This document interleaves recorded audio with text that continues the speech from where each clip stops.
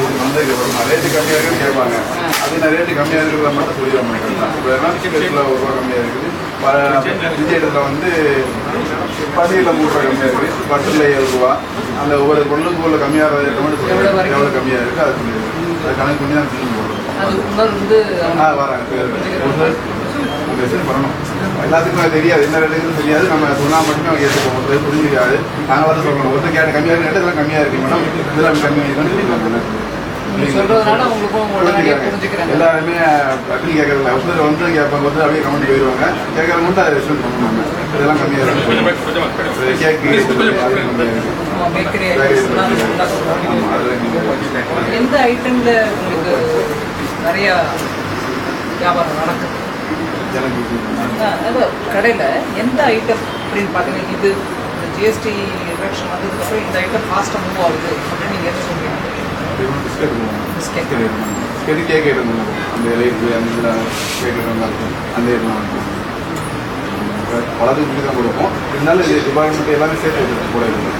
வந்து எல்லாமே விஜய் இடத்துல வந்து கூல்ட்ரிங்ஸில் வாட்டர் கேன் பண்ண முடியாது, ரன் பண்ண முடியாது. முதல்ல இருந்ததோட இப்போ ரன் பண்ண முடியாது.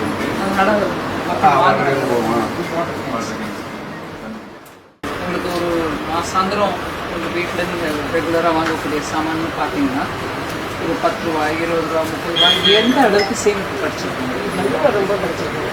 இங்கே தான் வந்து வாங்கிட்டு இருக்கோம்னால இந்த மாதம் வந்து வாங்கும்போது ரொம்பவே கம்மியாகிட்டாங்க. பிஸ்கட் எடுத்து பால் எல்லாமே உங்கள் வீட்டில் உணர்றாங்க அந்த மாதிரி விலை குறைஞ்சிருக்கு, செலவு குறையும் சொல்கிறார். அவருமே சொல்கிறாரு, பரவாயில்ல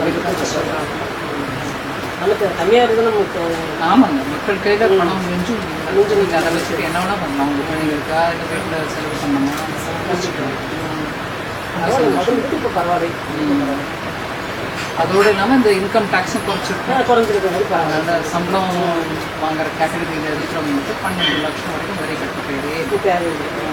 அதுலேயும் கொஞ்சம் நினச்சி ரொம்ப பரவாயில்லைங்க. இந்த வாட்டி வாங்கி தீபாவளிக்கு வீட்டில் ஏதாவது ஸ்பெஷல் வாங்கினீங்களா? காரு இல்லை ஃப்ரிட்ஜு ஏதாவது வாங்கினீங்களா? எல்லாம் வாங்குவோம். போன வருஷம் எல்லாம் வாங்கி வச்சுருக்கீங்களா? வாங்கி இந்த வாங்கிட்டு வீட்டுக்கு என்ன பண்ணிட்டு இருக்கீங்க? நான் டெய்லரிங் வீட்டுக்கு என்ன பண்ணிட்டு ஒர்க் ஷாப் வீட்டில் நிறைய பேர் வேலை பண்ணுறேன். 2 பேர்